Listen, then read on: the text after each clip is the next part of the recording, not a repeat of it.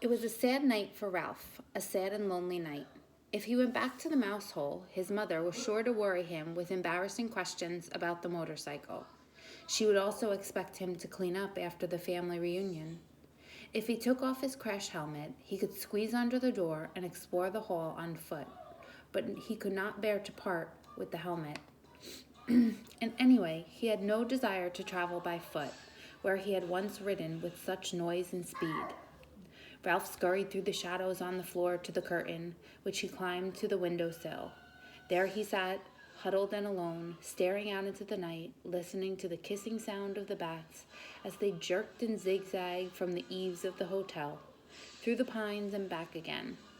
Around the window, the leaves of the Virginia creeper vine shifted in the breeze, and down in the lobby a clock struck midnight. An owl slid silently through the night across the clearing of the parking lot from one pine to another.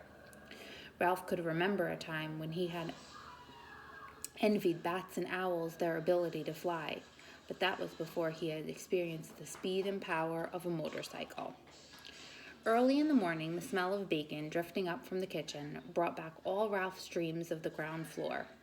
It was not long until he was embarrassed to discover that Keith was awake and lying quietly in bed watching him.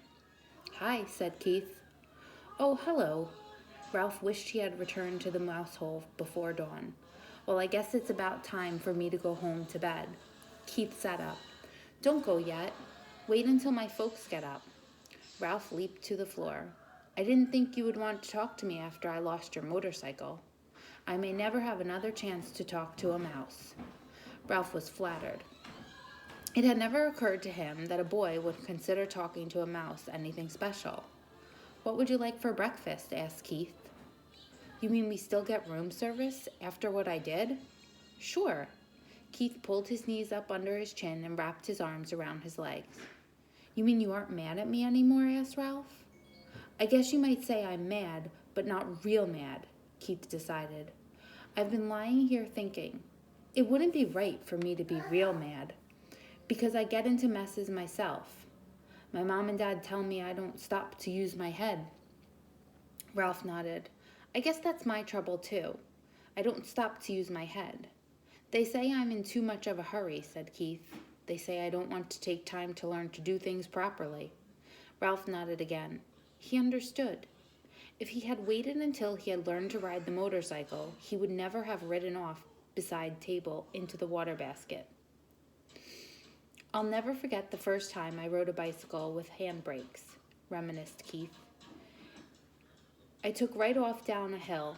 I had always ridden bicycles with foot brakes, and when I got going too fast, I tried to put my foot brakes, only there weren't any.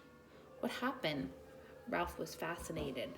"By the time I remembered to use the handbrakes, I hit a tree and took an awful spill." Somehow, this story made Ralph feel better. He was not the only one who got into trouble. "The hard part is," continued Keith, "I am in a hurry. I don't want to do kid things. I want to do big things, real things. I want to grow up." "You look pretty grown up to me," said Ralph. "Maybe to a mouse," conceded Keith. "But I want to look grown up to grown-ups." "So do I," said Ralph. "I want to grow up and go down to the ground floor." "Everybody tells me to be patient," said Keith, "but I don't want to be patient." "Me neither," agreed Ralph. Someone stirred next door in room 216. "Well, I guess I better be running along," said Ralph. "Say, about that breakfast." "Sure, what do you want?" "How about some bacon?" suggested Ralph, remembering the fragrance that had floated up to the windowsill. "And some toast?" "With jelly," agreed Ralph, and ran off to the mouse hole, eager to tell his family things were not so bad after all. They were still entitled to room service. But when Ralph reached the mouse hole, he found pandemonium. His brothers and sisters and cousins were huddled together, squeaking with fright. His mother picked up a bunch of shredded Kleenex and put it down again, only to pick up another bunch as if she did not know what to do with it. Uncle Lester and Aunt Dorothy were there too, stuffing crumbs into their mouths, as if they expected never to eat again.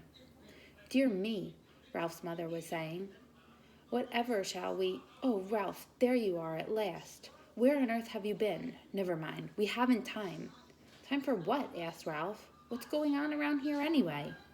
The housekeeper, your Uncle Lester, the sheets. Oh, do be quiet, everybody. Ralph's mother was so agitated she could not tell her son what was wrong. Uncle Lester swallowed a mouthful of crumbs. It's like this, Ralph. The housekeeper discovered a hamper full of sheets and towels and pillowcases with holes chewed in them. Uh-oh, thought Ralph. Whatever had happened was all his fault. He might have known. I heard her telephone the manager about it from her office, continued Uncle Lester. The manager came up and called in the maids and the bellboys, and everyone had to look at the holes chewed in the sheets. It was quite a powwow. The motorcycle, thought Ralph. What happened to the motorcycle? There might be a chance it did not go to the laundry after all. You didn't happen to see a motorcycle in the housekeeper's office, did you? He ventured. I was listening, not looking, said Uncle Lester. I'm not foolhardily like some people around here. Ralph, you know what this means. His mother managed to pull herself together to say that much. It means war on mice, said Aunt Dorothy. It means traps, poisons, said Uncle Lester. Who knows? This time the management might even spend money on an exterminator. We shall have to flee. There's nothing else to do. As if we flee, the owls will get us, said Ralph's mother, causing the brothers and sisters and cousins to set up an awful squeal. Shh! The mother mouth fluttered her paws in alarm. Flee? Ralph was bewildered. Flee and leave room service? Room service, exclaimed his mother. How can we expect room service after you lost that poor boy's motorcycle? It's all right, Ralph assured his mother, and could not resist adding rather grandly, I've already ordered. Room service is bringing us bacon and toast with jelly. The news silenced everyone. A breakfast of bacon and toast with jelly delivered to the mouse nest without first being dropped on the carpet was not abandoned lightly. We want some jelly, we want some jelly, all the little cousins began to squeak. Be quiet, ordered Uncle Lester. Do you want them to find us? Ralph knew that no matter what the others chose to do, he was not going to flee from the hotel, not until he found out what had happened to the motorcycle. He was very sure of this, and all at once he felt calm and clear-headed as he had never felt before. He knew exactly what his family should do. Be quiet, everybody, Ralph ordered, standing up straight so that all his relatives could see him. I will tell you what we are going to do. See here, Ralph, interrupted Uncle Lester. You are pretty young to be giving orders to your elders. Now, Lester, said Aunt Dorothy, let's listen to Ralph. After all, he has our food brought up by room service. No one else in the history of the family has managed that. This silenced Uncle Lester, and Ralph was allowed to continue. What we should do is keep quiet for a few days.